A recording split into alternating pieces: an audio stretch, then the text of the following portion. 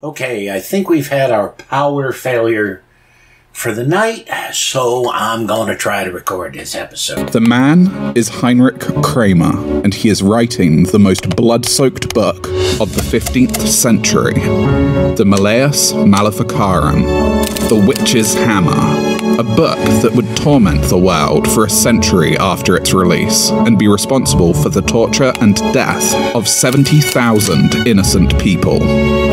Treating of three necessary concomitants of witchcraft, which are the devil, a witch, and the permission of Almighty God. He goes on to say that female empowerment would bring on the apocalypse. He even made the title of the book Female, to hammer home his point. Malleus Maleficarum is a hammer used only on women. So, we must find the mark. We must find the mark. Greetings, fellow worker slaves, podcasting at 128 kilobits from the Fortress of Squalitude located not far from the Redneck Mecca. This is the Atheist in the Trailer Park podcast. I'm your host, Tucker. Professor Fuzznuts is somewhere and he's leaving me alone for the moment, so I'm not saying his name out loud. Haven't seen Lord Squeakington recently, so don't know what's going on with him. Yes, it's a podcast hosted by a guy and his cats. Get over it. This episode is yet more of Hex and Hammer, and it's better than the last episode, which was pretty good, as I recall. Still not certain as to what next episode will be. Might be my Civil War thing that I've been trying to work on. Might be my interview with Bruce Carlson. Just have to see how things go. So, how have things been going on around here? Well, here's the fun. Thursday rolls around, we're all going back to work. So, I've been riding with this gal, and she normally texts me at a certain time saying that she's on her way. And so I don't get a text.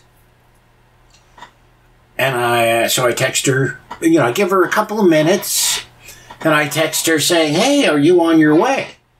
Because if you paid attention to what management said the previous week, they said, now our plan is to be done with inventory by Wednesday at the latest, and be at work, and everybody will be back at work on Thursday.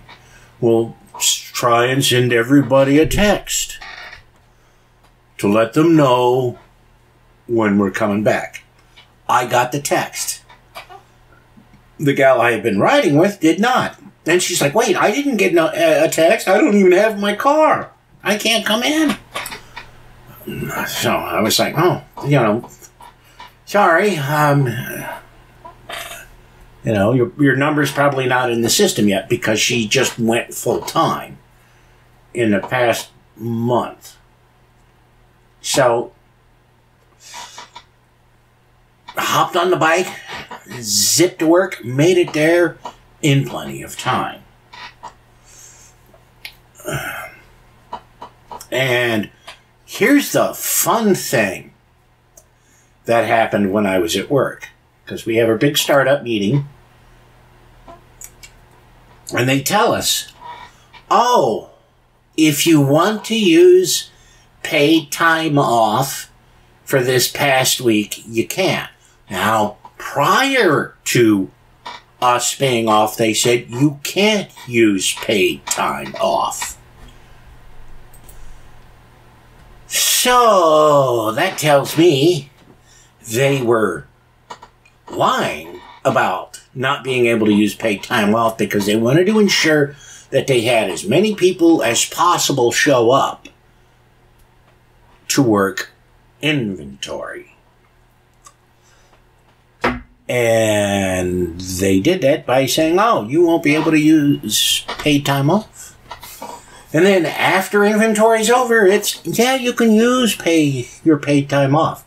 Which I did. I mean, I have enough money that I could have manage the hit from not working 3 days, but it's much better to use paid time off for that than it is to take the hit. Because I have 14 days total, but I can only use 7 of them before July, and then after July I get my second set. I think it's 14. It may just be 10. Probably just 10, knowing it. No, it is 14 because we have 10 days of vacation time and 2 diversity days. And I get what those are for. Those are for, you know, oh, okay, there's a holiday that you celebrate that isn't officially recognized by the company calendar. You can have a paid day off for that.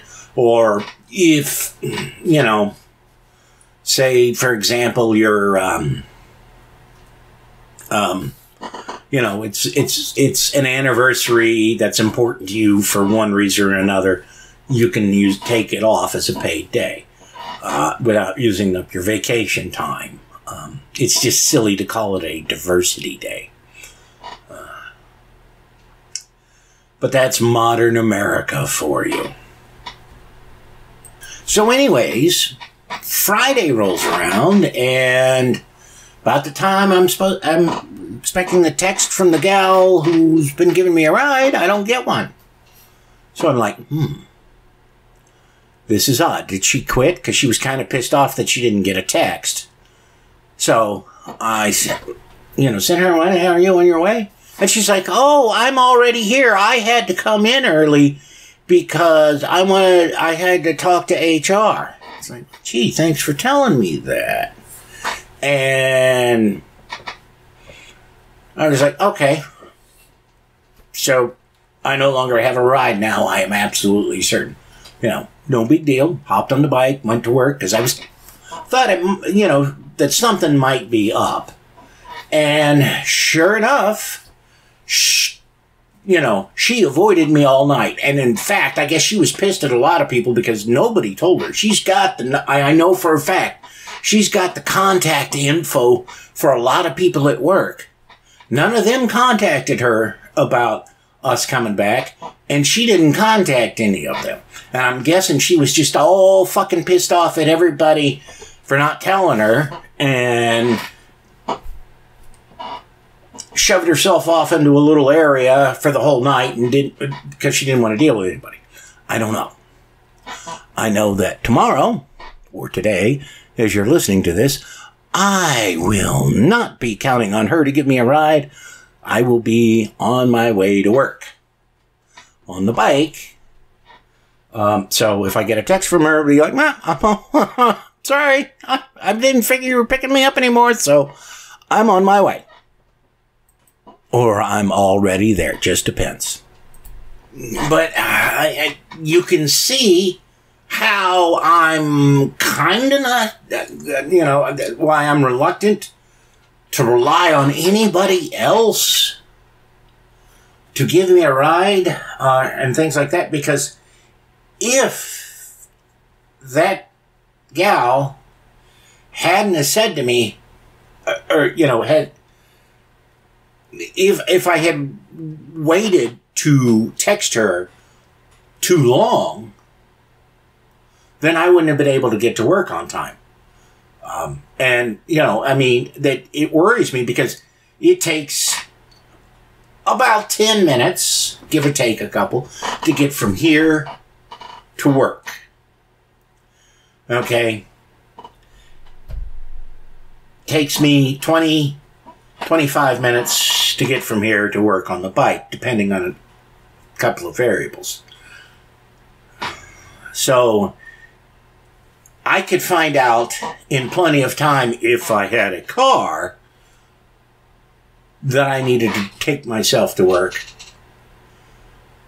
But not enough time if I have to ride the bike. And since I don't have a car, that's what I have to do is ride the bike. So, you know, it's concerning. I mean, it's better than when I was using the Razor scooter. you know, the little kick razor scooter that I had found, because I was, some years ago, back 2016, 2017, I was working a block away from where I am now. And with that razor scooter, it took me a little more than an hour to get to that job. And so it would take me the same amount of time to get from here to Stanley, if I didn't have the bike. And, you know, somebody coming to get me at 10 minutes, you know, and it's a 10-minute drive and 20 minutes till I have to clock in, they say, oh, I can't make it. Well, I would be fucked. I mean, although Ubers are a little more available now than they were when I was working at that other place, but it's still not nearly as good as it should be. You know what'd be really great? Is if we had mass transit in this area. But we can't, because this is America and that's how we do things here. And now, I before we get to Skullbit and I reading more from X and Hammer, I want to talk about the power outage. Because Friday night after I got off work, I think it was Friday night, might have been Thursday night. Anyways, doesn't matter. I stopped by Food Line on my way home because it's the only 24-hour grocery store in my town now, since Wally World and Kroger's are no longer open 24 hours. And I needed to pick up a few things and get them. I go to the checkout, and the dude running the checkout goes, it's 12:02. Guy said the power was going to go out again tonight at midnight, but it didn't. And I did not think to ask him what was going on. I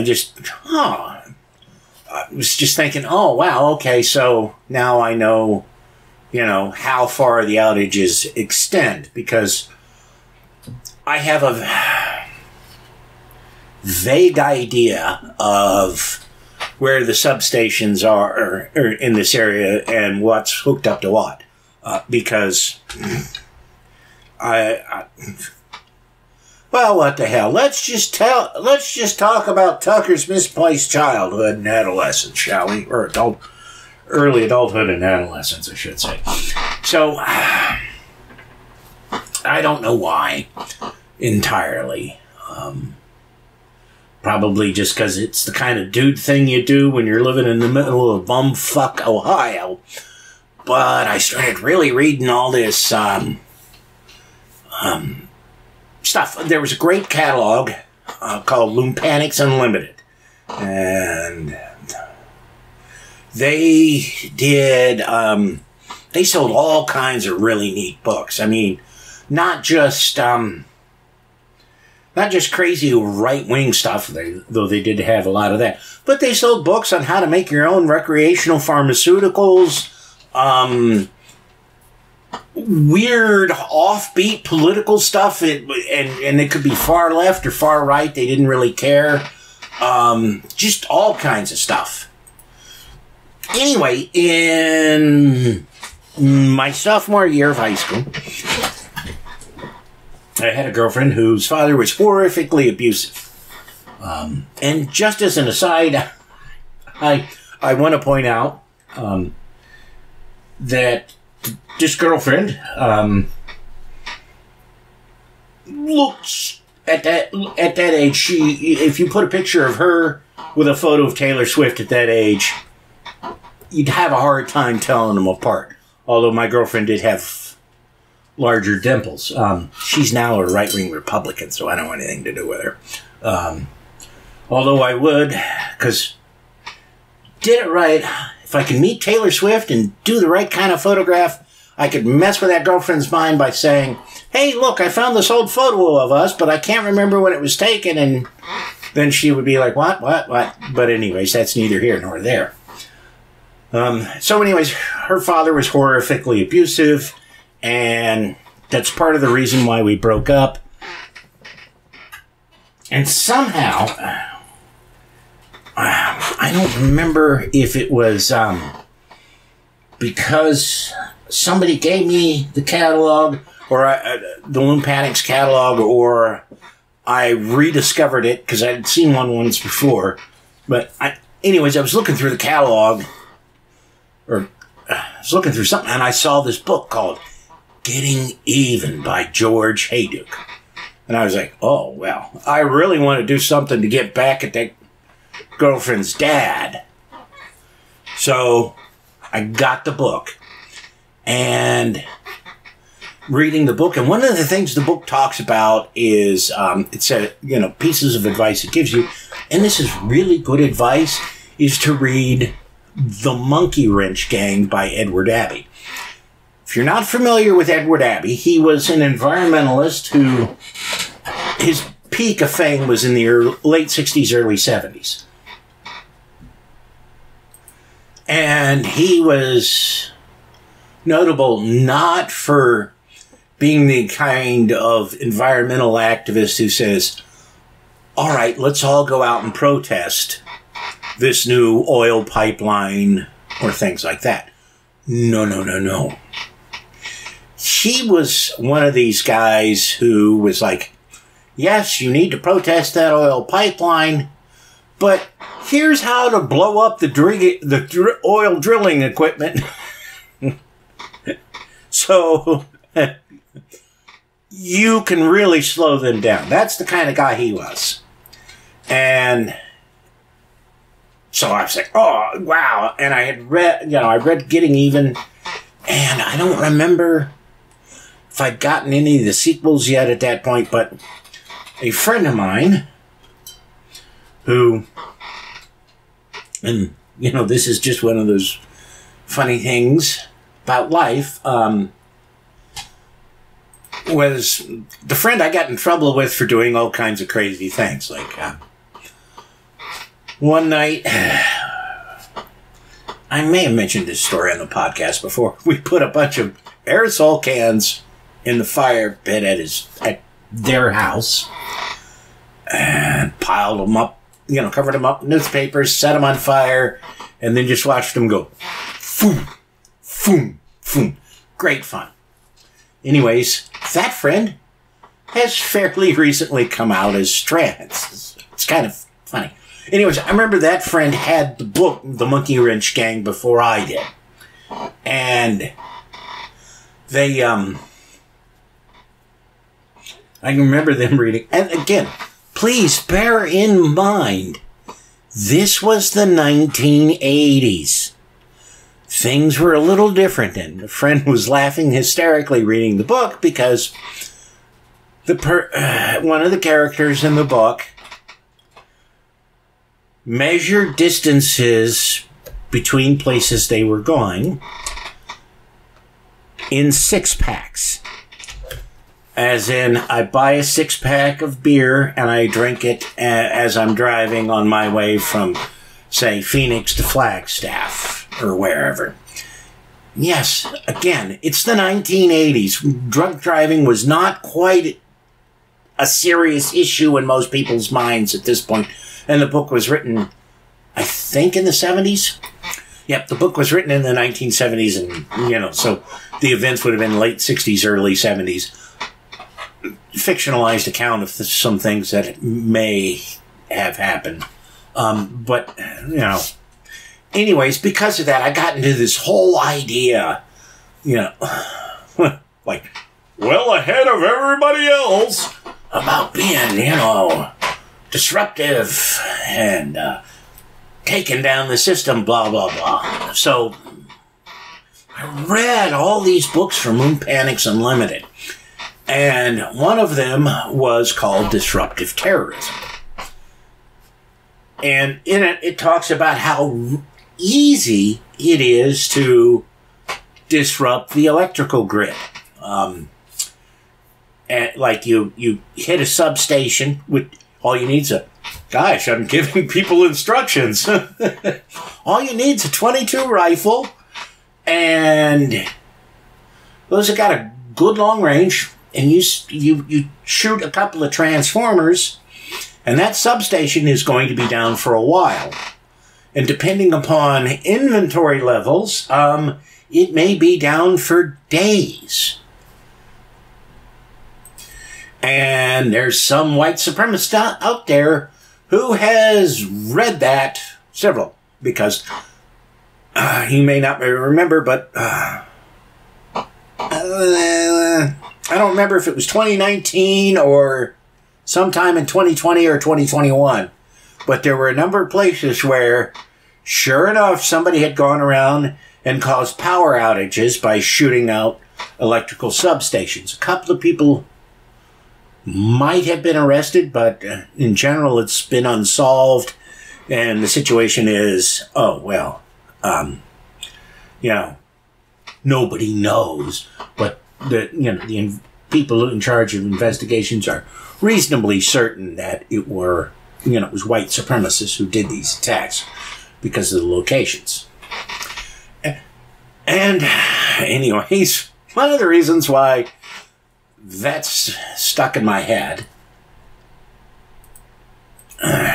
is because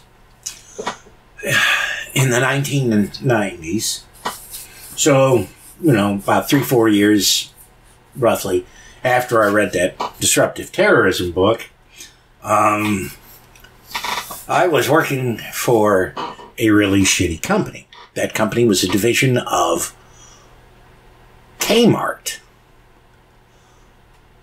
That company was known as Walden Books. Later on, it merged with Borders, become Borders Walden Books, and then, of course, the hedge funds and private equity companies would take over it and run it into the ground and so on and so forth. But it was a nightmare company to work for, even before the hedge fund types got a hold of it. Right, because, one of the reasons why I took the job was not only did it pay significantly better than minimum wage, which was just about what everything else in the area paid for, but you got a discount on books, and I loved books. I love reading. So, I get a job there, and,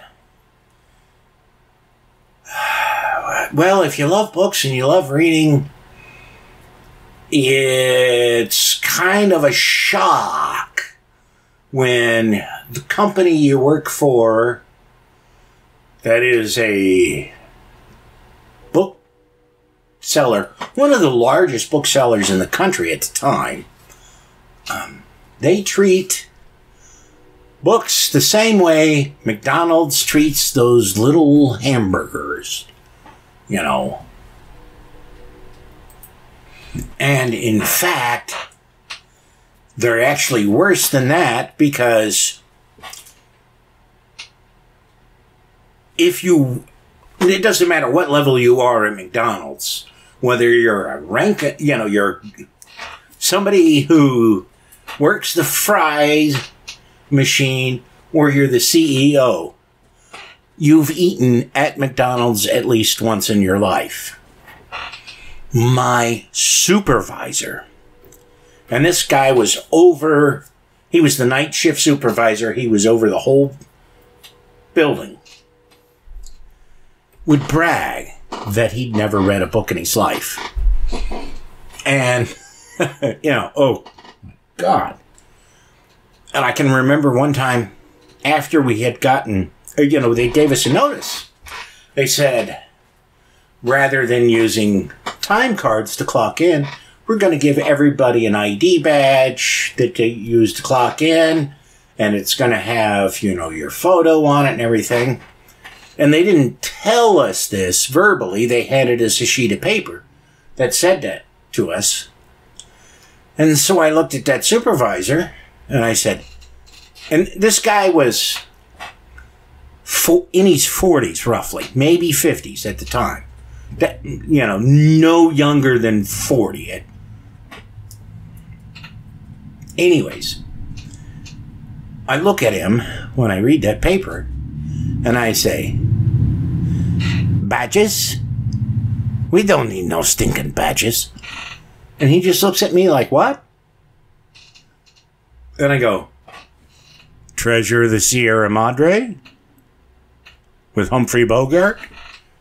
And he goes, well, I've never seen that movie. I'm just like, dude, I've never seen that movie, but I've seen that fucking scene. Whenever anybody talks about that movie, they play that fucking scene. And then,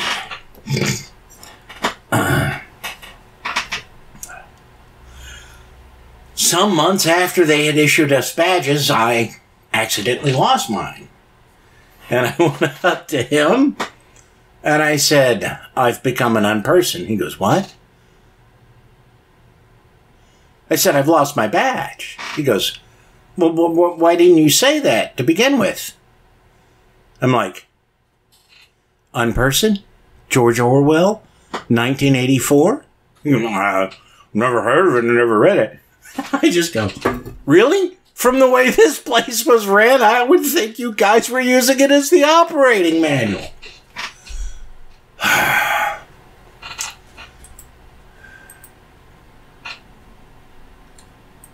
So, anyways, I'm sure you're all wondering, where the fuck is he going with this shit? I had this idea. Because they were really being absolute assholes to us. And I was like, we could really fuck with them if we could find out where that substation was and shoot a couple of transformers there. That'd knock out the power there and to wherever else for a while, and, potentially could knock it out for a long period of time. Not just a day or a shift, but weeks. And the only reason I didn't do it was because I just couldn't get anybody to give me a hand with that. I didn't have I didn't have the money to buy a fucking gun. I knew people who had guns, and I didn't know the roads in that area. So, I was hoping, hey, get a couple of people to help me out with this, shut the place down, costs them a lot of money because just shot a transformer, and, maybe periodically do that. So, anyways, I'm looping back to earlier topics, I promise, folks. I've always had kind of an interest of, how things work when the power goes out, because I've had situations where, I've been really close to my job and the power is going out here or it's going out at work, but it's not going out at the other place. So I kind of pay attention to things. And that's why the one night when the power went out, I rode the bike around trying to figure out what areas were blacked out. I was just kind of curious. Well,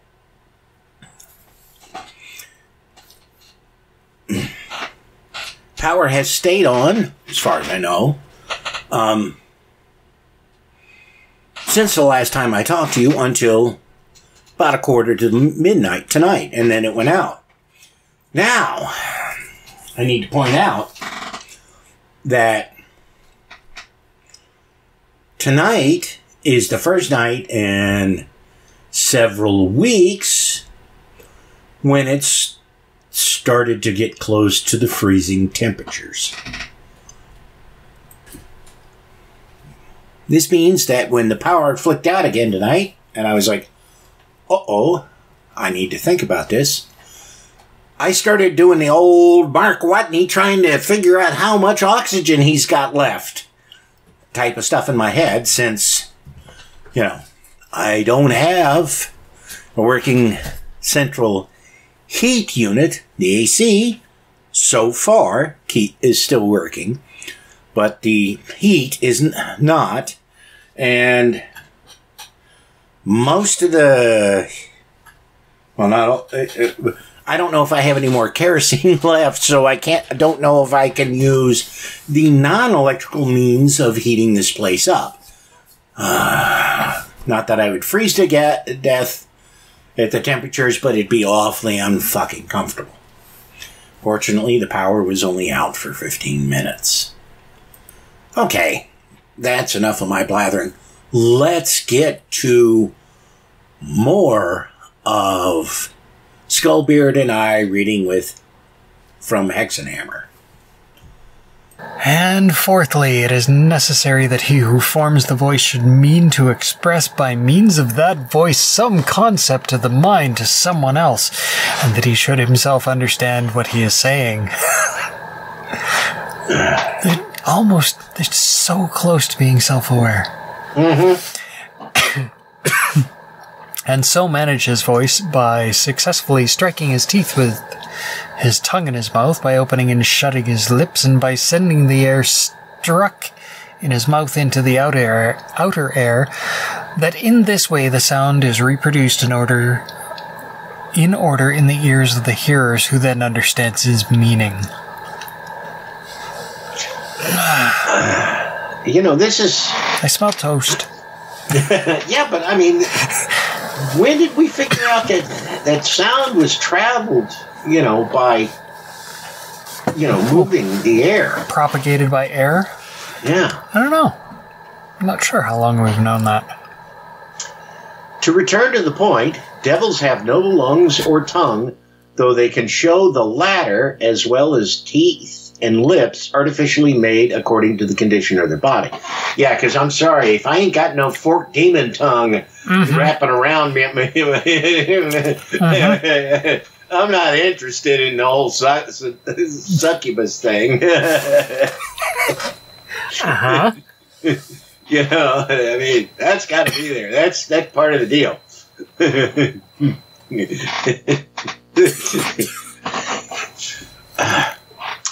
So, I have to ask. Uh-oh. What's that? Do succubi and incubi use their tail for butt stuff? Ooh. I wouldn't be surprised. Therefore, they cannot truly and properly speak. But since they have understanding, and when they wish to express their meaning, then, by some disturbance of the air included in their assumed body, not of air breathed in and out, as in the case of men, they produce not voices, but sounds which have some likeness to voices, and then send them articulately through the outside air to the ears of the hearer. And that the likeness of a voice can be made without respiration of air is clear from the case of other animals which do not breathe. Really? What animals are those? Oh, wait, dead ones. Yes, but are said to make a sound, as do also certain other instruments, as Aristotle says in the Anima, for certain fishes, when they are caught, suddenly utter a cry outside the water and die. I have never heard the screams of the fishes. Yes, but remember back then they thought anything with fins in the water was a fish. Yep. So it could have been a dolphin or a whale. Mm-hmm. Porpoise. Okay. I'll take it. Could have been a mermaid.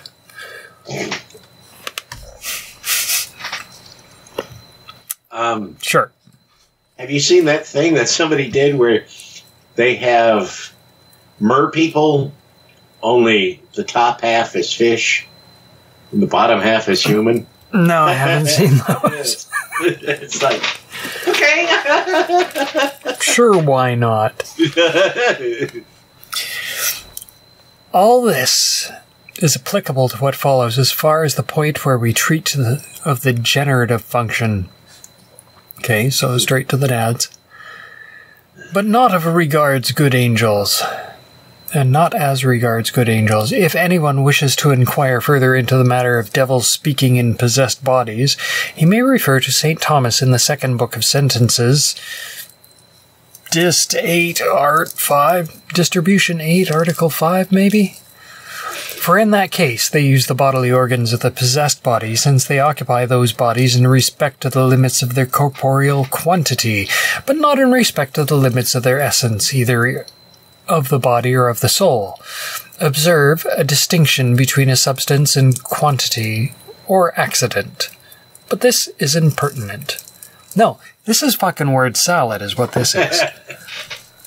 All I can think about is that being, talking about being possessed by a demon, and the demon's like, hey, what the hell, man? This shit's all fucked up. What's going on?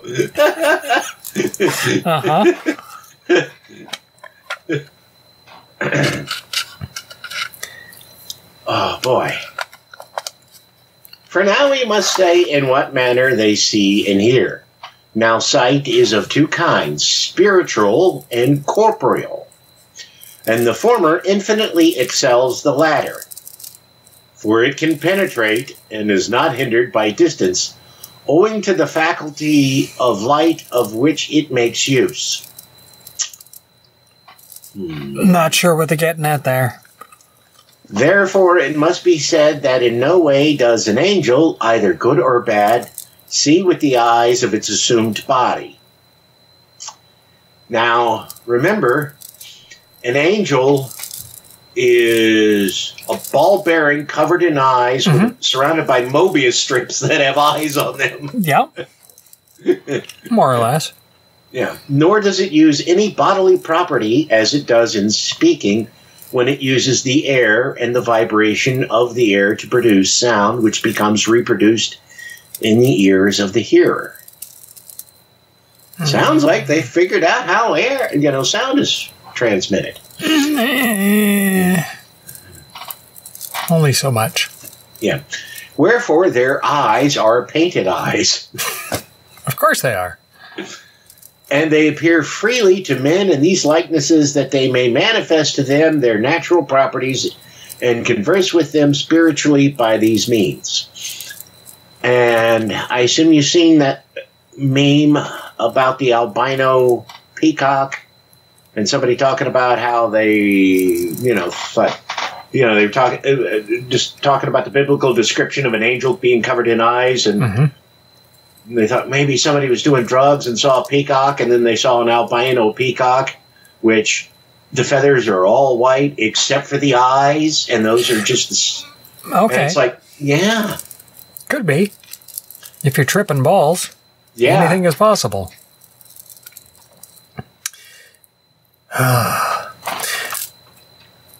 Is it for with this purpose? The holy angels have often appeared to the fathers at the command of God and with his permission, and the bad angels manifest themselves to wicked men in order that men, recognizing their qualities, may associate themselves with them, here in sin and elsewhere in punishment. Sure, whatever. Yeah.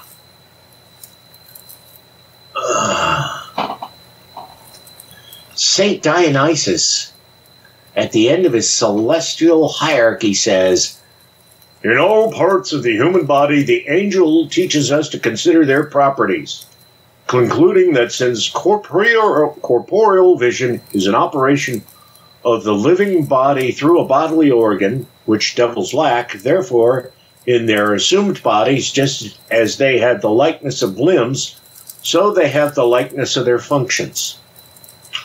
Are they like golems or something?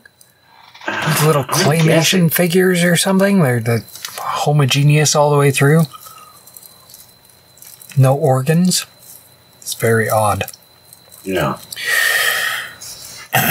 And we can speak in the same way of their hearing, which is far finer than that of the body, for it can know the concept of the mind and the conversation of the soul more subtly than can a man by hearing the mental concept through the medium of spoken words. See St. Thomas, the second book of Sentences, Distribution 8.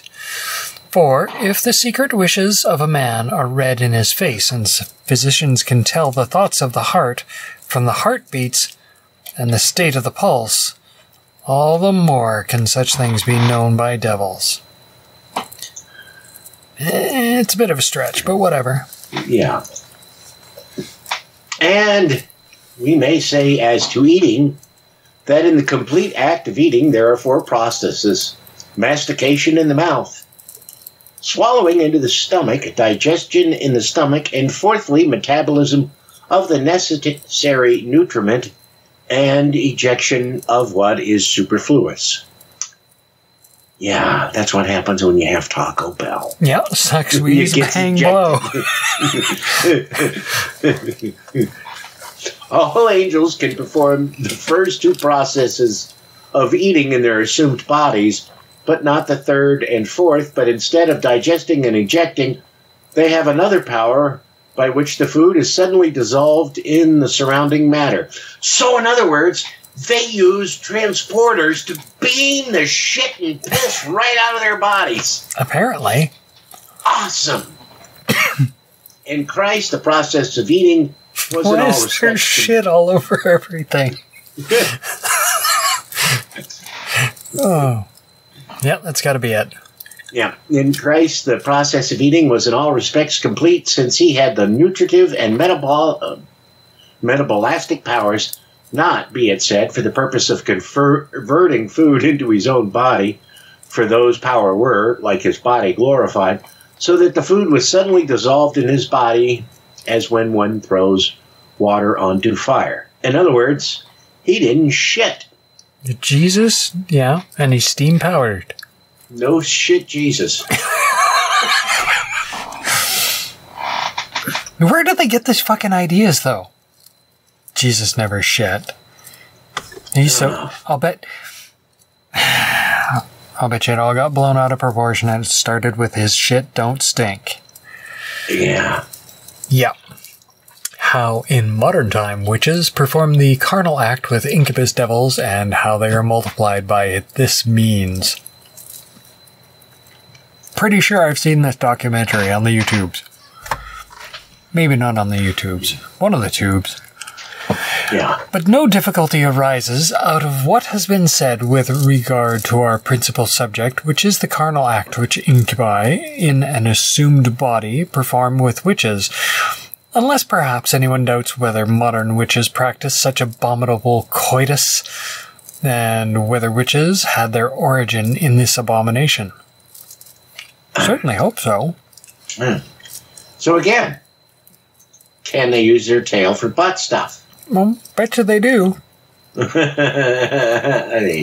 I may have to rewatch that documentary, something about the devil and Miss Jones.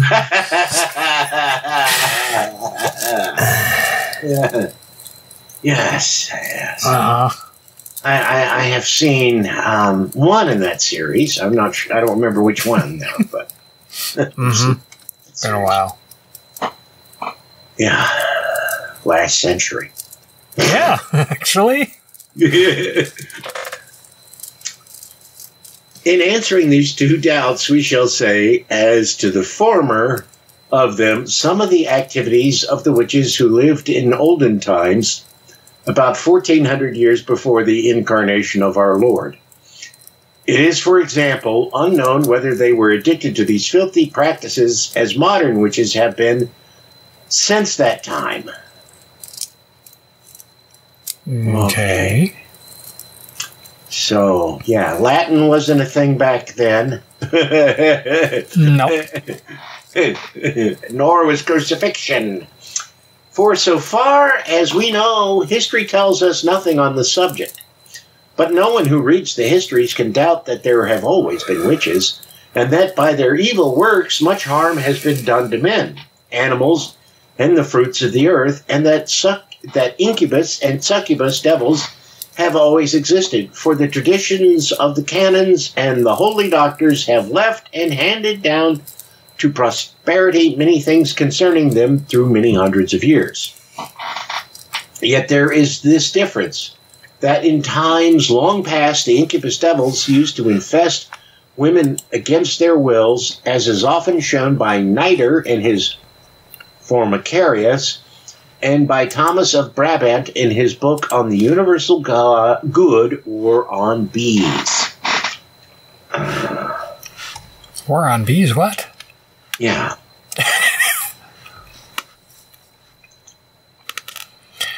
Yeah. But the theory that modern witches are tainted with this sort of diabolic filthiness, we should be so lucky, is not substantiated only in our opinion, since the expert testimony of the witches themselves has made all these things credible. Credulity is not a virtue, and that they do not know, as in times past, subject themselves unwillingly, but willingly embrace this most foul and miserable servitude. For how many women would be left to be punished by secular law in various dioceses, especially in Constance, and the town of Ratisbon, who have been for the many years addicted to these abominations, some from their 20th and some from their 12th or 13th year, and always with a total or partial abnegation of the faith. All the inhabitants of those places are witnesses of it. For without reckoning those who secretly repented and those who returned to the faith, no less than 48 have been burned in 5 years. And there was no question of credulity in accepting their stories, because they turned to free repentance, for all they agreed to this, namely, that they were bound to indulge in these lewd practices in order that the ranks of their perfidy might be increased. But we shall treat all these individually in the second part of this work, where their particular deeds are described, omitting those which came under the notice of our colleague, the Inquisitor of Como in the county of Burbia, who, in the space of 1 year, which was the year of grace, 1485, caused 41 witches to be burned, who all publicly affirmed, as it is said, that they had practiced these abominations with devils. Therefore, this matter is fully substantiated by eyewitnesses, by hearsay, and the testimony of credible witnesses. Yeah. Can we skip to the fucking details at some point, maybe? Yeah, eyewitnesses are absolutely terrible. In fact, in certain types of cases, New York State will not accept that the only evidence is an eyewitness. Yeah. Mm-hmm.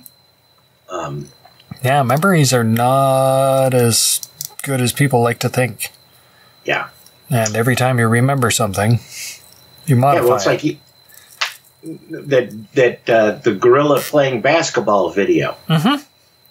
You know, and I knew what was coming, and I still missed that fucking gorilla when I watched it. Yep. And I sent you the meme on Twitter. Oh, okay.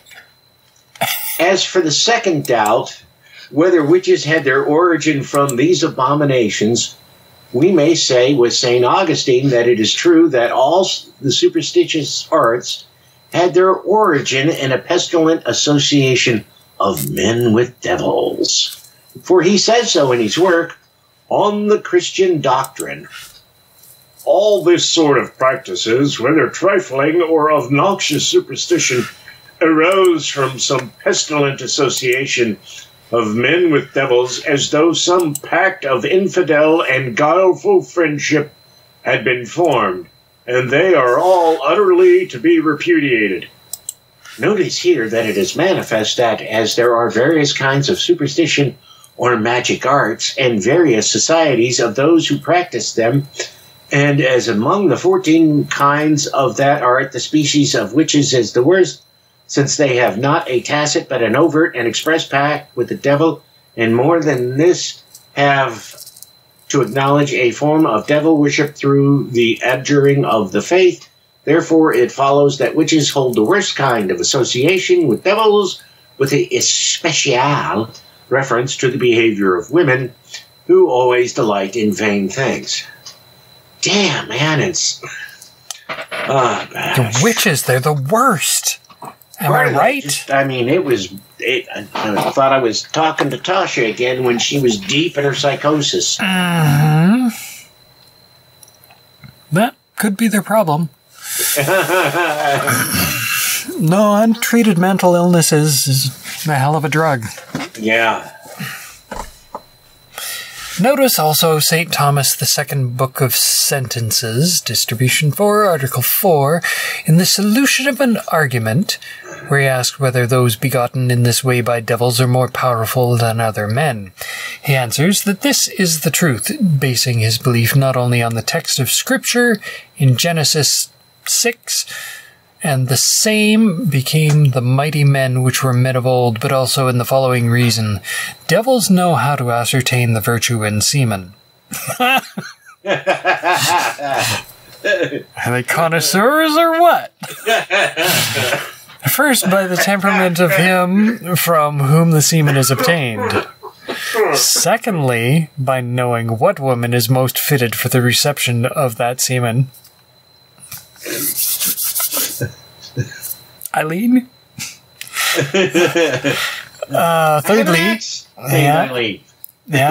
Thirdly, by knowing what constellation is favorable to that corporeal effect. And we may add, fourthly, from their own words, we learn that most of those whom they beget have the best sort of disposition for devil's work. When all these causes so concur, it is concluded that men born in this way are powerful and big in body. Huh. All right. Samoans. There you go. I mean, have you ever met a Samoan?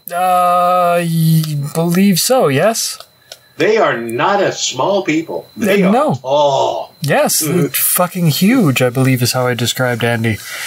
And The Rock is only half Samoan. Uh-huh. And I remember the first time I saw one, he worked late night shift in an all-night video store. Yep. And I walked in, and I'm just like, looking up. Oh, hi, man. Uh-huh. And the thing I was thinking to myself, it'd take a headshot to kill you, man. Because the odds of the bullet hitting your heart if they shot you in the chest, not real good. Nope. Yeah, they're fucking huge. Yeah. And, what's his name, who did The Price is Right? Bob Barker. Yeah. He said that when the Samoan women hugged him, he was always worried about something being broken because they were they hugged like a Wookiee.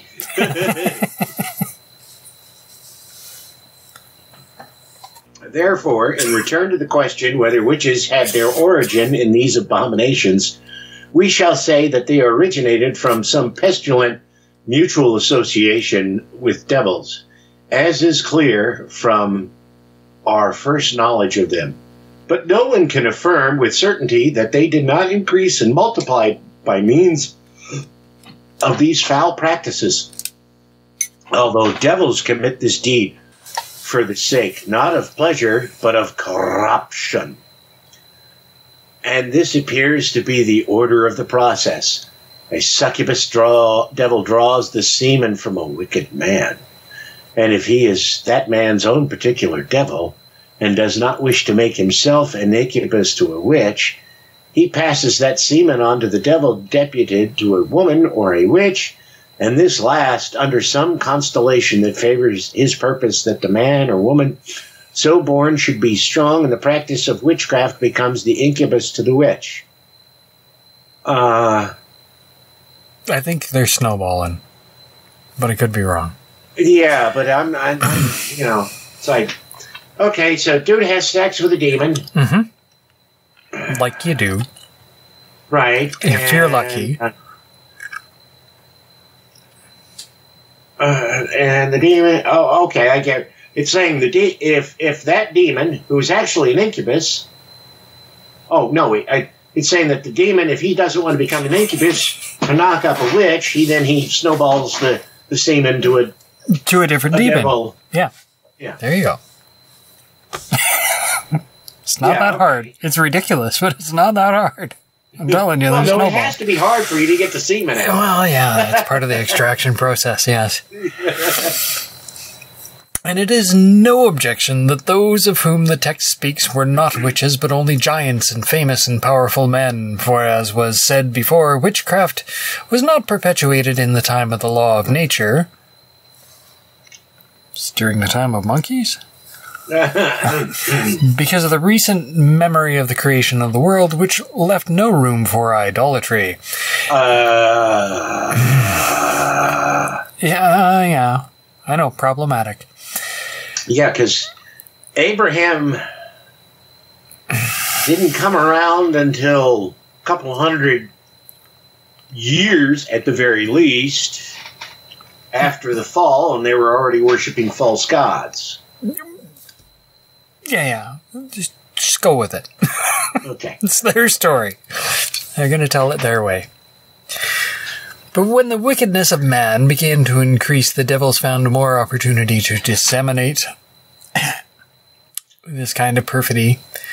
Nevertheless, it is not to be understood that those who were said to be famous men were necessarily so called by reason of their good virtues. What? Yeah, we have the term infamy. And infamous? Yeah, but now I'm wondering about the etymology of the word disseminate. I am quite certain it comes from where you think it comes from. Mm-hmm. Whether the relations of an incubus devil with a witch are always accompanied by the injection of semen.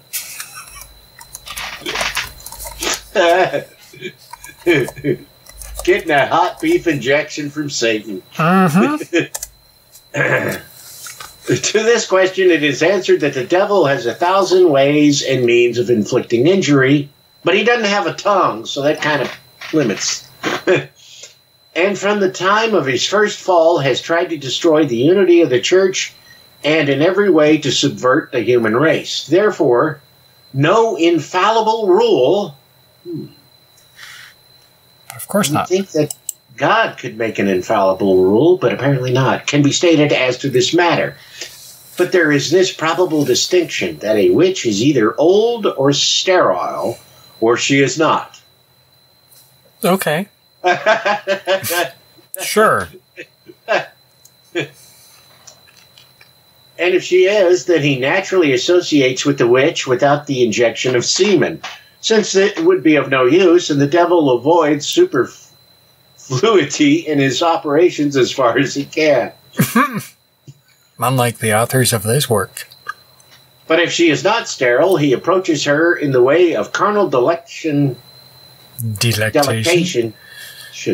which is procured for the witch, and should be disposed to pregnancy. Then if he can conveniently possess the semen extracted from some man, he does not delay to approach her with it for the sake of infecting her progeny. So this is why they hate surrogate motherhood and IVF in the Catholic Church. Yeah, because the devil's got an STD. No, yeah, I'm sure. No, you're playing God. Or whatever. Well, there was a Catholic priest who he developed a leaky condom so that Catholic couples, could procreate and could pull the, it would leak out some semen, but there would be enough retained in it that they could use it for IVF. And the Catholic Church said, no, that's no good. Huh. As if. Yeah, I know. You're a bunch of stick in the muds? No. They got their stick up their asses? Sounds Catholic.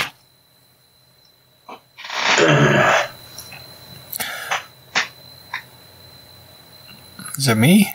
Yep, it's you.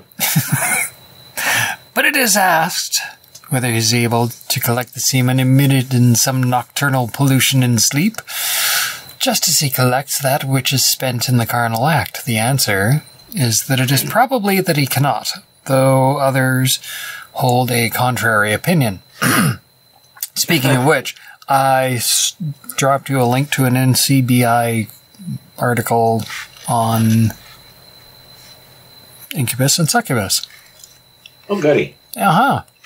Which directly refutes this, but whatever. Just as he collects that which is spent in the carnal acts, and the answer is that he probably cannot, though others hold a contrary opinion.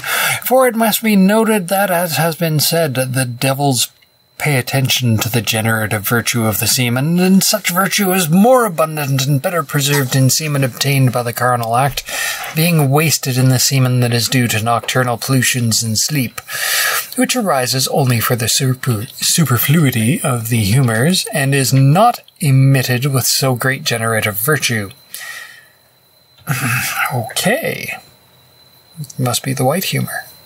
Oh, therefore it is believed that he does not make use of such semen for the generation of progeny, unless perhaps he knows that the necessary virtue is present in that semen. Oh, God. But this cannot altogether be denied, that even in the case of a married witch who has been impregnated by her husband, the devil can, by the commixture of other semen, infect that which has been conceived. Oh, okay. Now, there is, I guess a group of tribes in the Amazon who they think that a woman only becomes pregnant after she has had a certain amount of semen inside of her. And that the child that is born takes on all the characteristics of those who contributed to that semen. Uh-huh. So they'd be wrong, but yes, but since she wants, every woman, you would assume, wants a good-looking child. She sleeps with the best-looking men in the village. Yeah. It's a hunter-gatherer society. You want a husband who's a good hunter, so you sleep with all the good hunters in the village. You want one who can run fast, so you sleep with all the fastest runners in the village. And the really neat thing about that is all those people who slept with her believe that child is theirs and help raise it. Yep. I'm not seeing a problem with this society. No, I mean, there may be other issues, but that seems to be a good aspect of it. If anything needs to be culturally appropriated.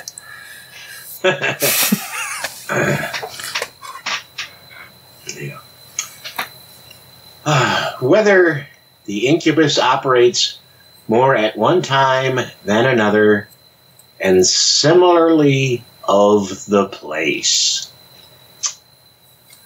To the question whether the devil observes times and places, it is to be said that apart from his observation of certain times and constellations when his purpose is to effect the pollution of the progeny, he also observes certain times when his object is not pollution, but causing the venereal pleasure on the part of the witch. All right, getting in a little lip service. Awesome. Kind of hard to do that without a tongue there, though, buddy. True enough. And these are the most sacred times of the whole year, such as Christmas, Easter, Pentecost, and other feast days. I wonder if they're going to tell us about the tales or not.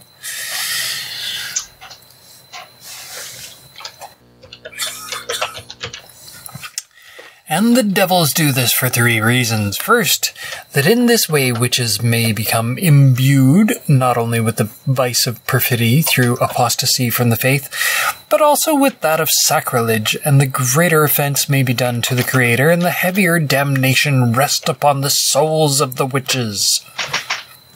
You're damned if you do, and you're damned if you don't. Yeah. You're double damned if you like it.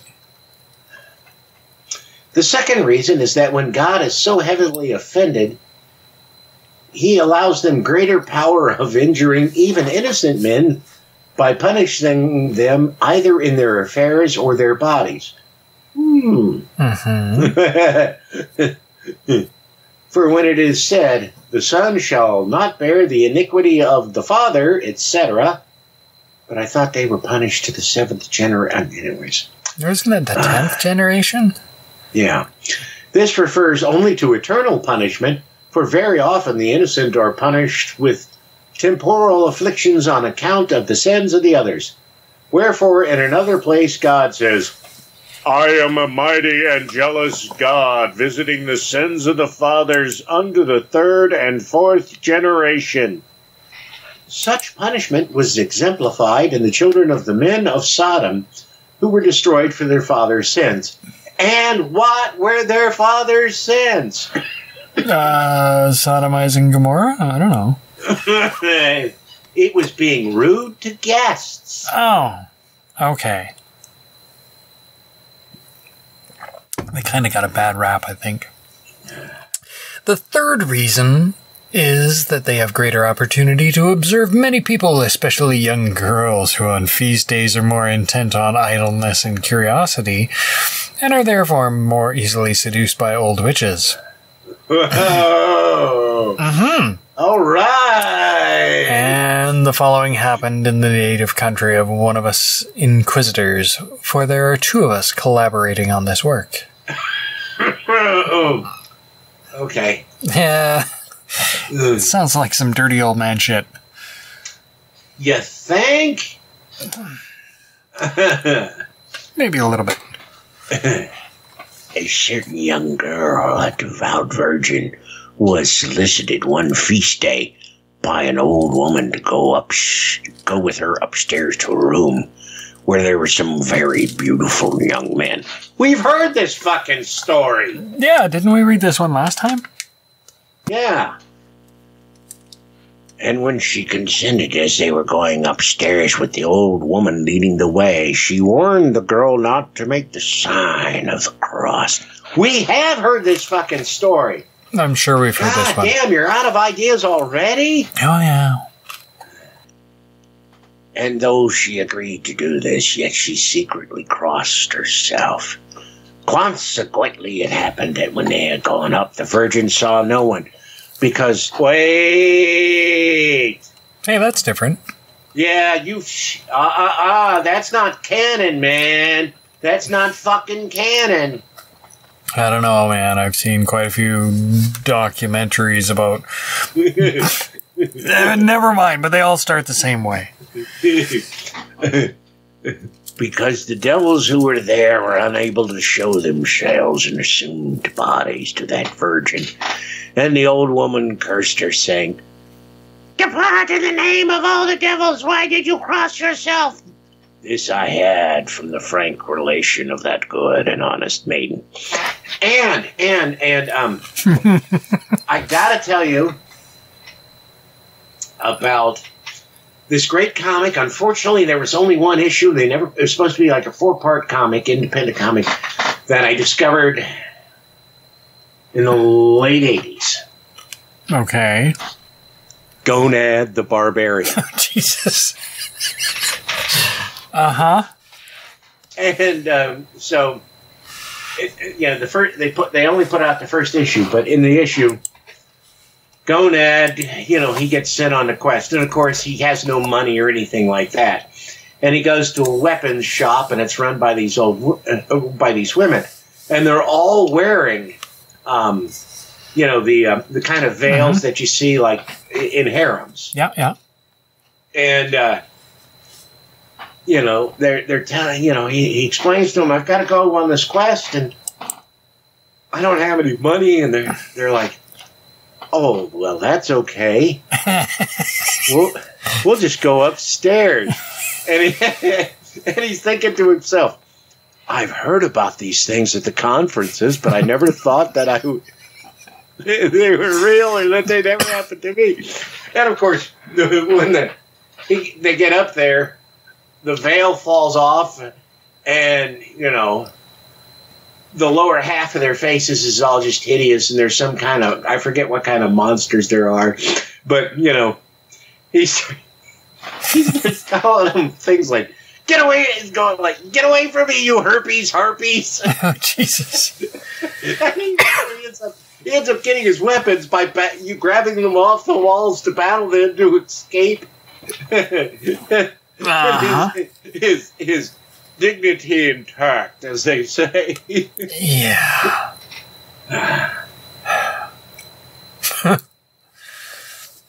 A fourth reason can be added, namely that you can in this way more easily seduce men by causing them to think that if God permits such things to be done at the most holy times, it cannot be such a heavy sin as if he did not permit them at such times. Actually, the holidays are the best time for the making the jiggy, but whatever. Tonight is kind of special. Michelob.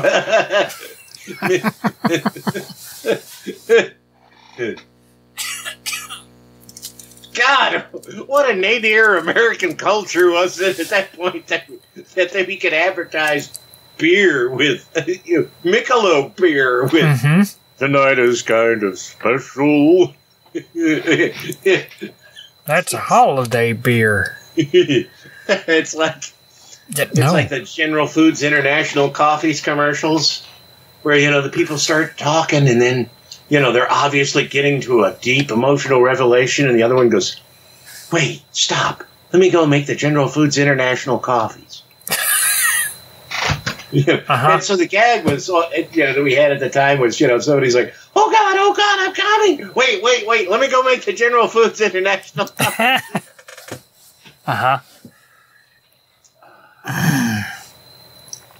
God, I'm glad I don't watch television. Question whether to favor one place more than another. I think that's supposed to be they favor one place more than another.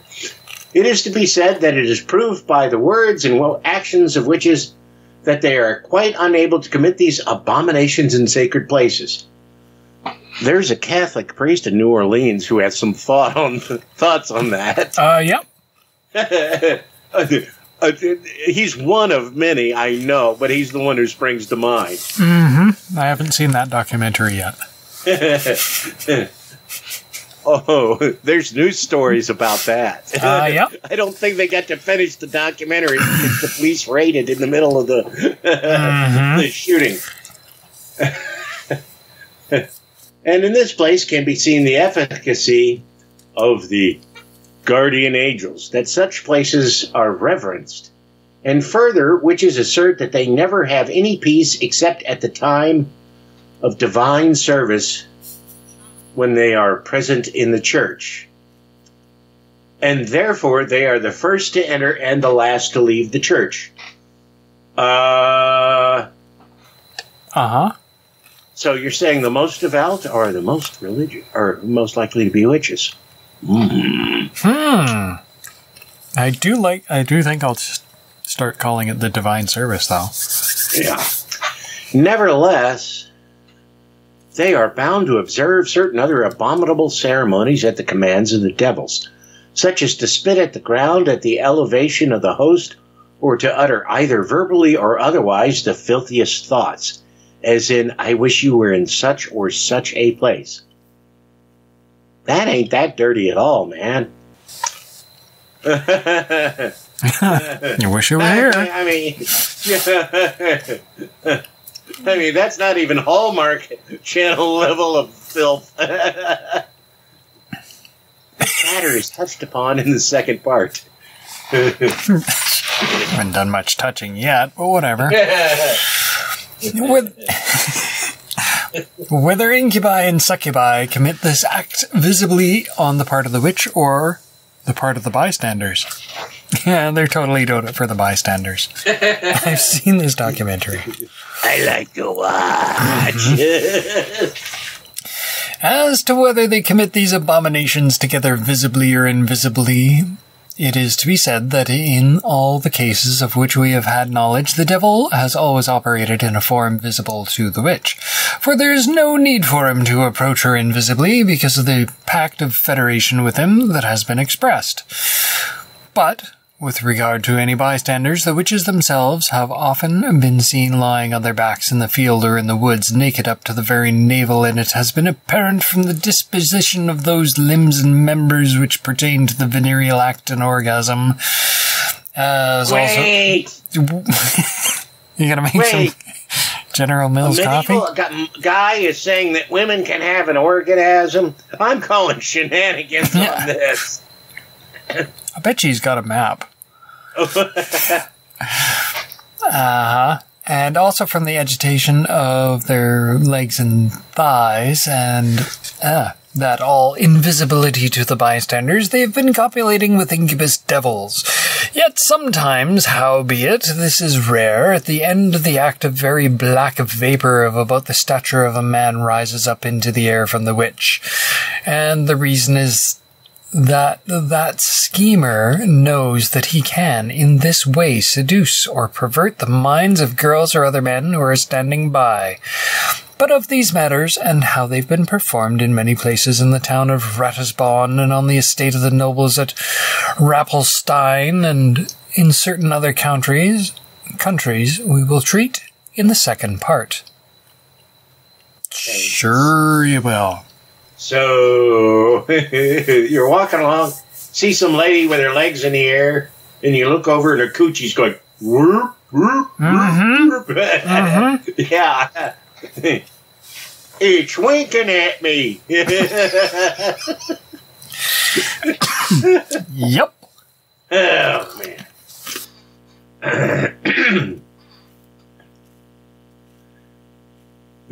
It is also certain that the following has happened. Husbands have actually seen incubus devils swiving. What the fuck is swiving? Swiving? I don't know. Their wives.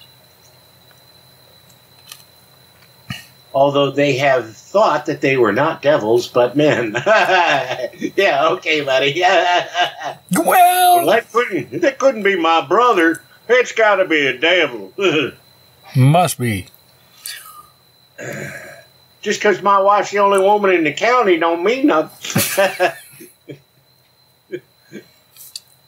And when they have taken up a weapon and tried to run them through, the devil has suddenly disappeared, making himself invisible.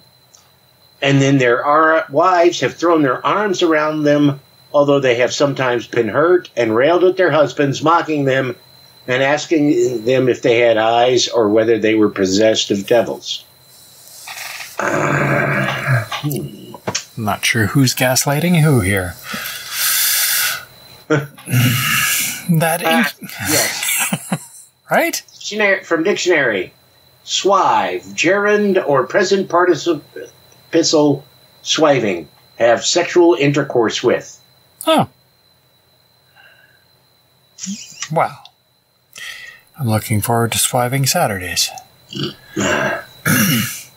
That incubus devils do not infest only those women who have been begotten by their filthy deeds, or those who have been offered to them by midwives, and all indifferently with greater or lesser venereal delectation. I do have a wah pedal right over here. I wonder what this guy would think of vegetarians and vegans who eat human placenta. I don't know. You are what you eat, so. Well, it's the only meat produced without cruelty. Yeah, I don't know if I'd go that far. I mean, Mm-hmm. In conclusion, finally, it can be said that these incubus devils will not only infest those women who have been generated by means of such abomination, or those who have been offered to them by midwives, but that they try, with all their might, by means of witches who are bawds or hot horrors, to seduce all the devout and chaste maidens in the whole district or town. But this is well known in the constant experience of magistrates, and in the town of Ratisbon, when certain witches were burned, these wretches affirmed, before their final sentence, that they had been commanded by their masters to use every endeavour to effect the subversion of pious maids and widows. So, grooming? Ooh. I don't know. Yeah. If it be asked whether the venereal delectation is greater or less with the incubus devils and assumed bodies than it is in like circumstances with men and a true physical body, we may say this. Is he speaking from personal experience? Mm-hmm. Inquiring minds want to know. It seems that although the pleasure should naturally be greater when like disports with like, yet that cunning enemy, he has no tongue, so he is not a cunning cunnilingus. No. Can so bring together the active and passive elements, not indeed naturally, but in such quantities of warmth and temperament that he seems to excite no less degree of concupiscence. But this matter will be discussed more fully later with reference to the qualities of the feminine sex. Promises. Promises, yeah. Like he knows anything about women. I know, right? Ooh, strong sexual desire, lust, concupiscence. Oh. All right. Oh my god, I think I have to replace the batteries in my mouse.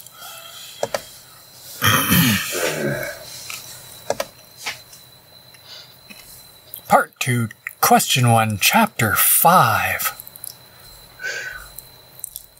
Witches commonly perform their spells through the sacraments of the church, and how they impair the powers of generation, and how they may cause other ills to happen in God's creatures of all kinds, but herein we accept the question of the influence of the stars. Obviously. Yeah. But now there are several things to be noted concerning their methods in bringing injury upon other creatures of both sexes and upon the fruits of the earth. First with regards to men, then with regards to beasts, and finally, and thirdly, with regard to the fruits of the earth. And as to men, first, how they can cast an obstructive spell on the procreant forces, and even on the venereal act, so that a woman cannot conceive. Oh, heh. Those are easy. Or a man cannot perform the act. Okay, that can happen. I can see it happening. Secondly, how the act is obstructed, sometimes with regard to one woman, but not another. Thirdly, how they take away the virile member as though it were altogether torn away from the body. Again, we're back to the dick stealing. Fourthly, if it is possible to distinguish whether any of the above injuries have been caused by a demon on his own account, or if it has been through the agency of a witch. Fifthly, how witches change men and women into beasts by some prestige or glamour. Sixthly, how witch midwives in various ways kill that which has been conceived in the mother's womb, and when they do not do this, offer the children to the devils. And lest these things should seem incredible, they have been proved in the first part of this work by questions and answers to arguments, to which, if necessary, the doubtful reader may turn back for the purpose of investigating the truth. So, tell me more about this birth control and stuff that devils do.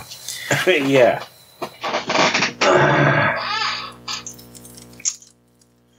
For the present, our object is only to adduce actual facts and examples which have been found by us or have been written by others in detestation of so great a crime, to substantiate those former arguments in case they should be difficult for anyone to understand, and by those things that are related in the second part, to bring back to the faith and away from their error those who think there are no witches, and that no witchcraft can be done in the world. Sure, whatever. Yeah. You guys didn't even know Australia existed at this time. Fuck you. Yeah, exactly. And and with regard to this first class of injuries with which they afflict the human race, it is to be noted that apart from the methods by which they injure other creatures, they have 6 ways of injuring humanity. And one is to induce an evil love in a man for a woman, or in a woman for a man. The second is to plant hatred or jealousy in anyone. The third is to bewitch them so that a man cannot perform the genital act with a woman, or conversely, a woman with a man, or by various means to procure an abortion, as has been said before. The fourth is to cause some disease in any of the human organs. The fifth, to take away life. The sixth, to deprive them of reason. Huh. Is religion the devil's work? I'm not sure. Yeah. In this connection, what a show. It should be said that the saving influence of the stars, the devils can, by their natural power, in every way cause real defects and infirmities, and this by their natural spiritual power, which is superior to any bodily power. For no one infirmity is quite like another, and this is equally true of natural defects in which there is no physical infirmity. You could have an extra finger. It's not going to hold you up that much. Might even get you some dates. You never know. Therefore, they protect by different methods to cause each different infirmity or defect. And of those we shall give instances in the body of this work as the necessity arises. Sure they will. But first, lest the reader's mind should be kept in any doubt as to why they have no power to alter the influence of the stars, whatever, we shall say that there is a threefold reason. First, the stars are above them, even in the region of punishment, which is the region of the lower mists, and this by reason of the duty which is assigned to them. See the first part, question 2, where we dealt with incubuses and succubus devils. These guys are almost as incoherent as some guy. He's on TV and stuff a lot, all the time these days. Yeah. Kind of orange-looking fellow. Yeah, that's the one. Oompa Loompa? Yeah, with hair that looks like cotton candy made of piss. Yeah. The second reason is that the stars are governed by the good angels. We see many places concerning the powers which move the stars, and especially St. Thomas, Part 1, Question 90. And in this matter, the philosophers agree with the theologians.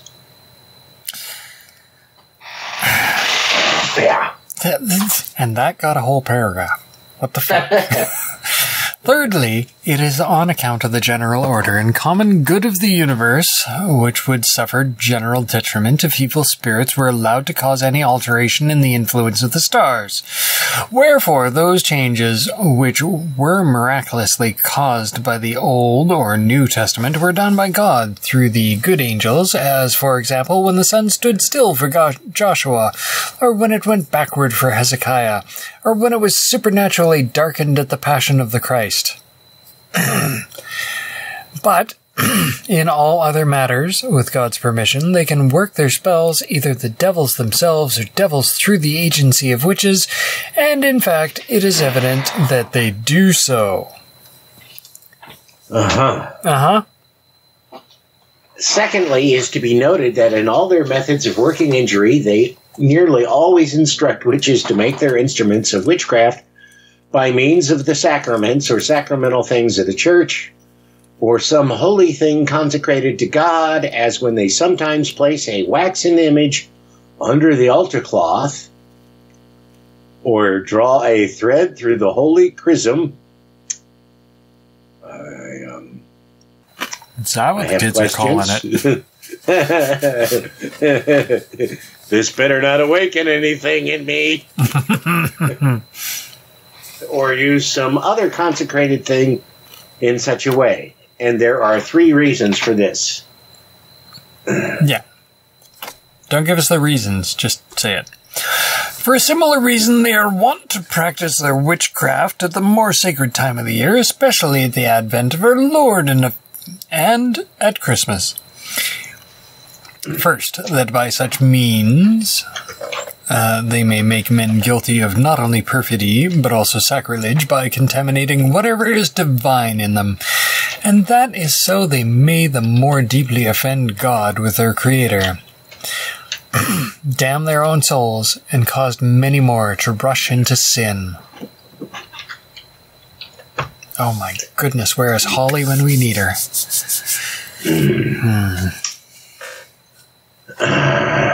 Secondly, that God, being so heavily offended by men, okay, then why'd you create us, asshole? May grant the devil greater power of tormenting them. For so says St. Gregory that in his anger he sometimes grants the wicked their prayers and petitions which he mercifully denies to others. What if God was the bad guy? And the third reason is that by the seeming appearance of good, he may more easily deceive certain simple men who think that they have performed some pious act and obtained the grace from God, whereas they have only sinned the more heavily. Alrighty then. A fourth reason, also, can be added touching the more sacred seasons in the new year, for according to St. Augustine, there are other mortal sins beside adultery by which the observance of the festivals may be infringed. Superstition, moreover, and witchcraft arising from the most servile operations of the devil are contrary to the reverence that is due to God. Therefore, as has been said, he causes a man to fall more deeply, and the Creator is the more offended. But offense is always taken, it's never given.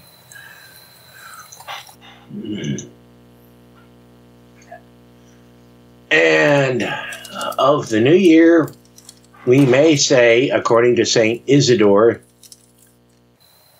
entomology, I guess, I don't know, it's E-T-Y-M period. I would say etymology. That would be like, I don't know, where words come from. I know. When I get it confused, it bugs you in ways you cannot explain. Exactly. 8, number 2, that Janus, from whom the month of January is named, which also begins on the day of circumcision, was an idol with two faces, as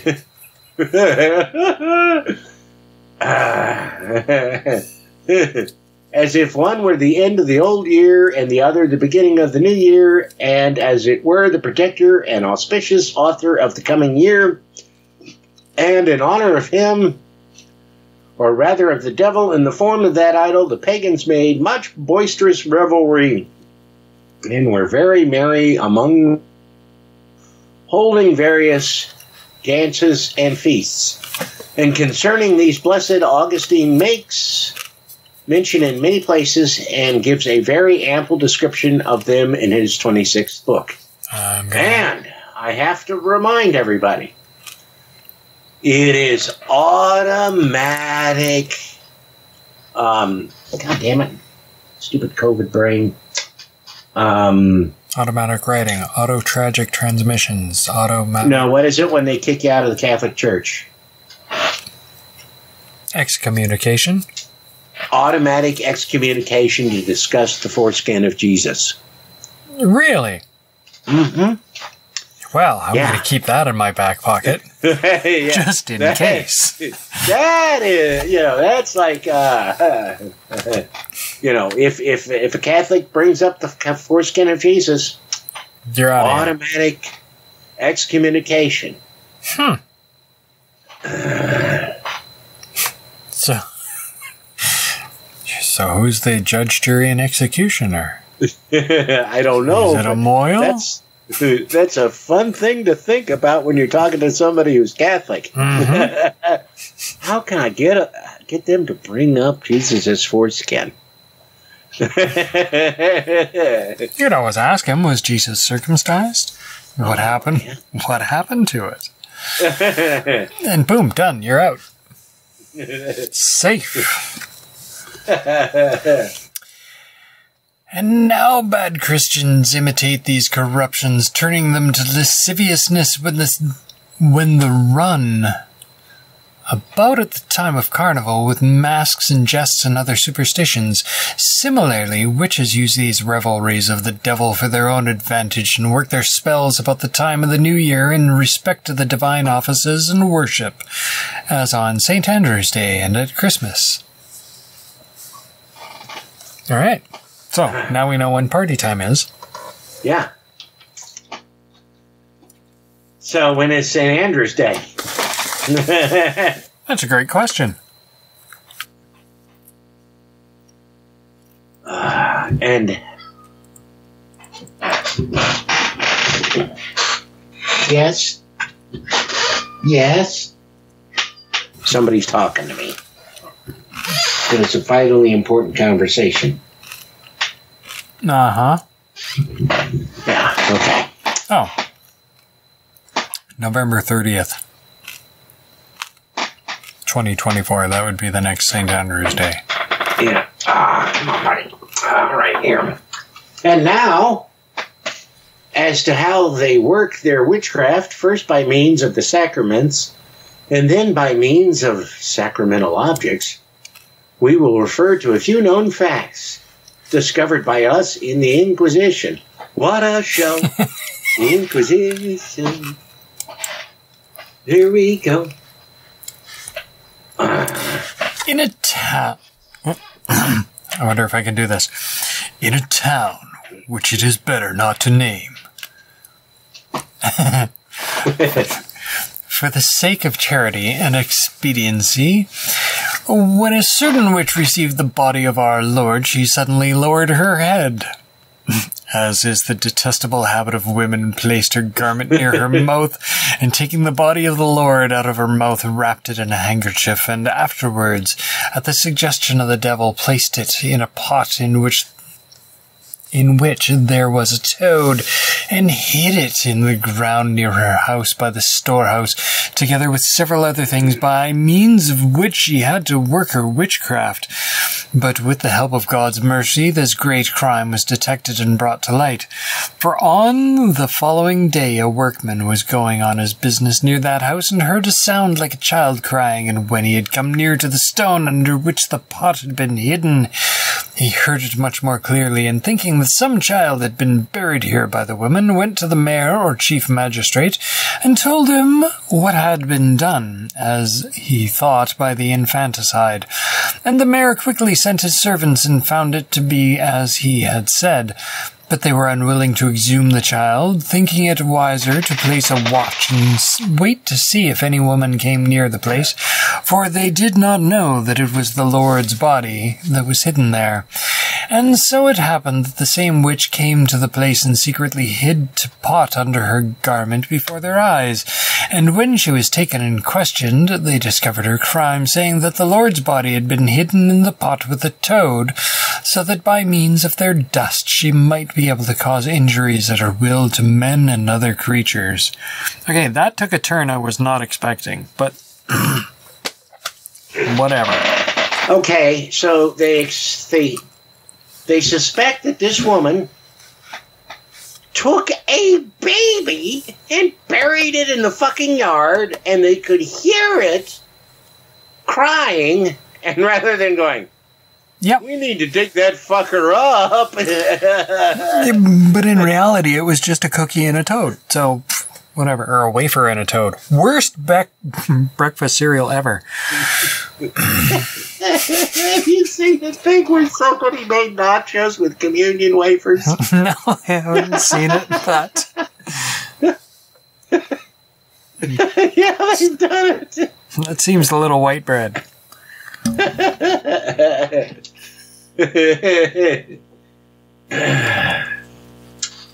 You know the song of my people.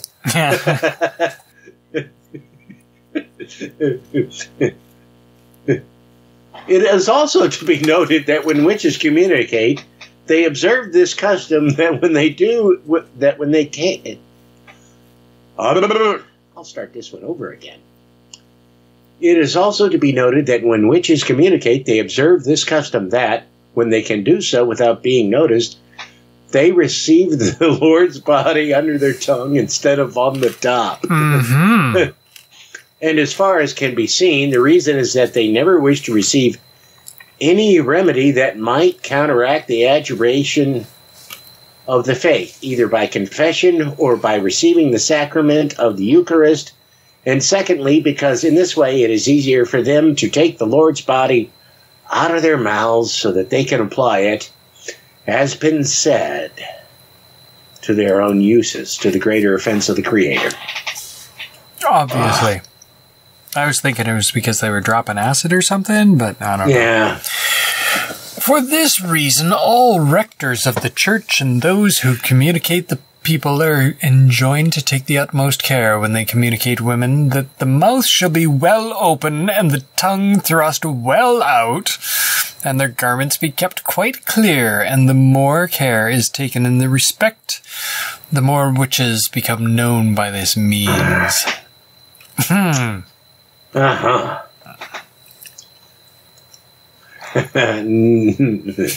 So if you have the women take communion naked, you ain't got to worry about them hiding the things. As long, tie their hands behind your back or something. Numberless other superstitions, which are things that are not true, so why worry about them? Yep. They practice by means of sacramental objects. Sometimes they place a waxen image or some aromatic substance under the altar cloth, as we said before, and then hide it under the threshold of a house, so that the person for whom it is placed there may be bewitched on crossing over it. Countless instances could be brought forward, but these minor sorts of spells are proved by the greater. That's it for this episode of the Atheist in the Trailer Park podcast. You can subscribe to the show on iTunes. It's also on Stitcher, and most of the episodes are on YouTube. Follow the show on Twitter at tparkatheist, and it's on Facebook at facebook.com/trailerparkatheist. You can email me at trailerparkatheist@gmail.com. Show notes can be found at tparkatheist.blogspot.com. If you happen to like the podcast, please rate it on iTunes. If you'd like to donate to support the podcast, there's a donate button on the show notes page. You can also support the show on Patreon at patreon.com/TNTucker. The podcast, there's a donate button on the show notes page. You can support it via Patreon at patreon.com/TNTucker. Thanks for listening. Say goodnight, Fuzz-Nuts. All I know is this violates every canon of respectable broadcasting. Damned cat.